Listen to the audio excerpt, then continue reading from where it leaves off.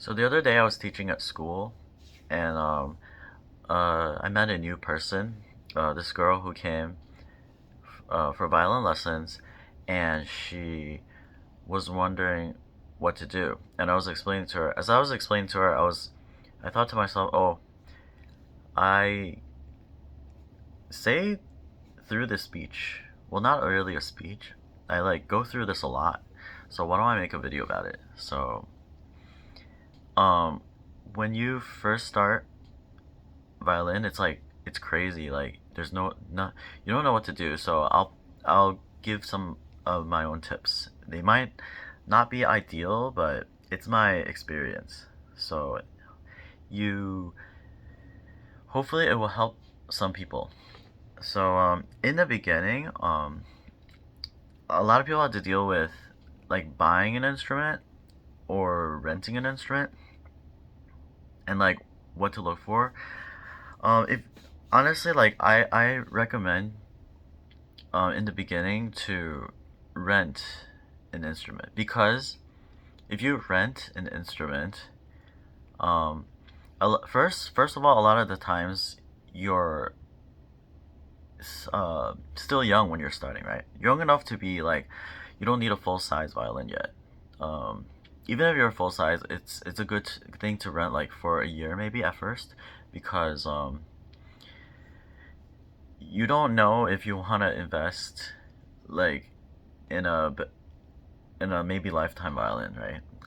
At full size, you can invest in a lifetime violin, and then you can put some money into it. But in the beginning, your size is probably small. The the shop owner has a reputation to keep, so they're not gonna give you like crap if you're gonna return it later and like maybe tell people about the shop or like write reviews and stuff. So everything's gonna be at least decently set up. It's gonna have probably a good quality for whatever you're paying, right? And you're way less likely to get scammed. Like if you buy a really cheap violin online, for example, they got your money. They don't care anymore. They could give you something horrible and just run off with it, and then maybe change their account or something, right?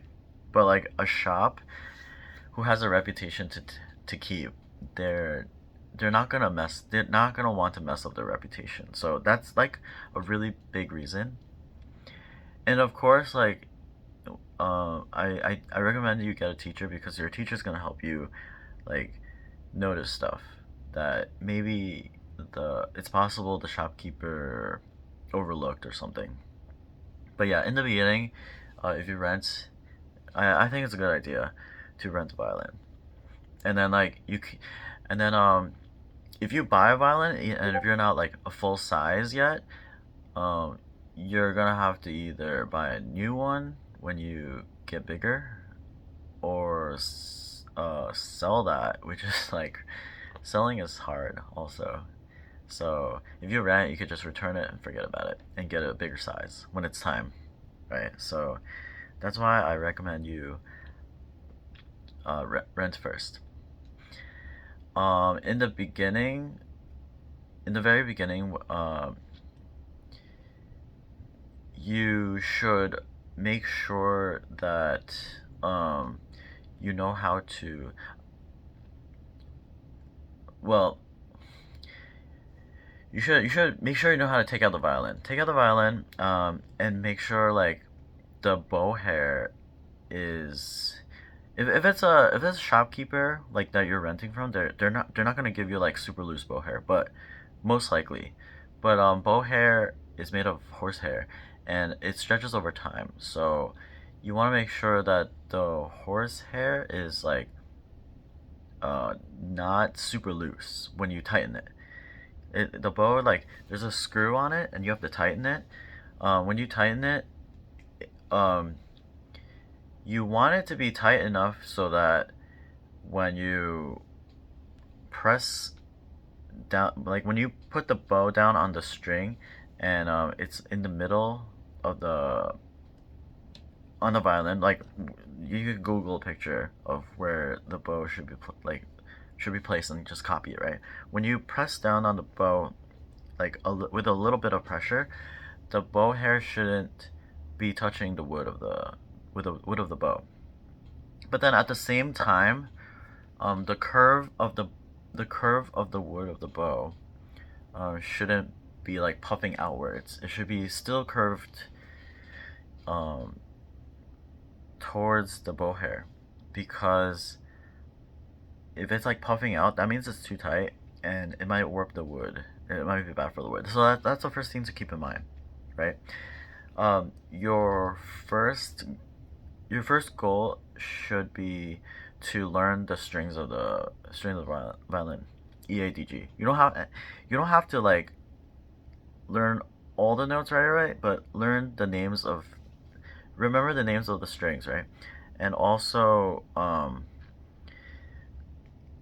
learn how to tune the violin. I know like tuning is really complicated, but tuning is so important because you have to do it. You have to check, at least check, and maybe do it every day, like every day or almost every day before you practice. Because practicing with an in tune violin, like it makes a really big difference over time, especially long term in how your ears develop. I think because playing with the in tune violin just it makes you more in tune over time, right? So that's really important. So first, the one of your first goals should be learning how to tune, I think. And tuning is really hard. So, but tuning is something that there's so many videos of.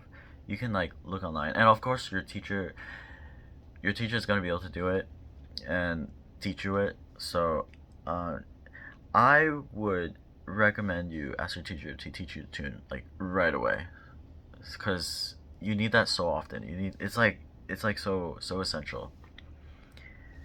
And you can use like nowadays like everybody has a phone, so you could use a phone, literally use a phone to use a tuner app to tune like pretty accurately too. That should be one of your first goals, right? And tuning, and then in the beginning, I recommend that you get a shoulder rest. A shoulder rest, it's not essential. It's like almost essential because it fills up the space between here and like between the violin and your neck, and it makes everything way more comfortable. You don't theoretically have to play with a shoulder rest, and a lot of not a lot of but some professionals purposely play without a shoulder rest for various different reasons. But in the beginning, I highly recommend you start with the shoulder rest just because it's way more comfortable. There's like less things you have to deal with, like a wobbly violin.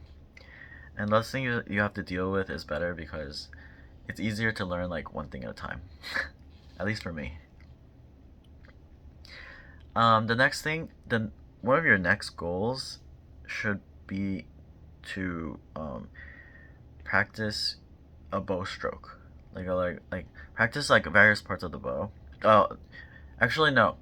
I would say like um, look up or ask your teacher, of course, and look up images of like proper bow holding and try to copy it. Try to copy the proper bow hold as best as you can. You're not gonna be perfect in the beginning, um, and depending on the teacher, they might start you with like a beginner bow grip and then tell you that you have to switch later on to a different bow grip. But try to try to hold the bow like as proper as you can, as similar to professional players as you can, because the way you hold the bow, like it does make a difference in like doing stuff. That's all I'll say. Like doing a lot of different stuff later on. Like the bent thumb is you pivot over your bent thumb. Your pinky helps like this like pivot mechanic. Your index finger adds weight to the bow, like etc. Stuff like that. And, like it all there's a reason like why people hold the bow like that. And then the next thing you should do is practice being able to bow throughout the whole bow. Like get really close to the frog meaning the bottom of the bow, and bow all the way to the tip if you can. If you do that, it'll get you a pretty good start. And then double check that, like you ask your teacher, and also look online. Double check that you're holding the violin as most properly as you can. Like Google it, ask your teacher and stuff. Like you want a good start, as much of a good start as possible. And then my final suggestion is well, whichever method book you start with, like whatever method book you start with, like there's so many different method books. Even whether you start with like Suzuki books or something else, right? Pay really close attention to what the book is. Try to interpret what the book is trying to teach you, because it's really easy to like miss the point. Like no book is gonna be perfect, but the books are written by experienced people who have experience, and they're like definitely trying to teach you something. So like look at each page carefully in the beginning, and really think on what they're trying to teach you, and try to like learn what it's trying, like really pay attention. Like you have you don't have to worry about like hurting the book's ego or anything. It's just a book, right? So if you don't pay attention to it's easy to not pay attention to like the key points of what the book's trying to teach you, because the book won't get mad at you for not listening attentively. So you're just gonna miss out if you somehow don't pay attention attentively. So yeah, really try to pay attention to what the book is, the key point of what the book's trying to teach you in the beginning. Like whether it be some books, different books like start off with different things. Like some books emphasize left hand more in the beginning, for example, and they want you to learn like pressing. And some books they emphasize rhythm more. Whether no matter what it starts off with, try to really think on what it's trying to teach you, and yeah. And then from there on, you're gonna need a teacher's help, at least. You don't need theoretically a teacher's help, but like it's so much safer and faster if you have someone experienced helping you out, because it's such a complicated instrument and such a difficult instrument to start with. So that is gonna be my entire speech. Thank you so much for listening to my speech. As some of you know, I've been having an arm injury, so that it's made me think like what I can do for content, like upload. I can't really I can play now for like 10 minutes without pain, but the healing process is slower than I thought, and I don't want to like re-mess up my arm, because I like somehow I messed up my arm really bad, to the point where like holding my phone hurt, but now and then it recovered until holding my violin hurt, and then holding my violin didn't hurt, and then only doing this hurt, and now I can play for 10 minutes ish without hurting. So it's definitely like recovering. But I kind of wanted to like make sure that it's fully healed before I like just do anything crazy, like record crazy stuff. So thank you everyone for watching my YouTube, listening to my recordings, listening to my stuff, and everyone who supported me in any kind of way. Okay, so please comment on what I just said, or my videos, and I'll check out all your comments. Okay, thanks, have a wonderful day.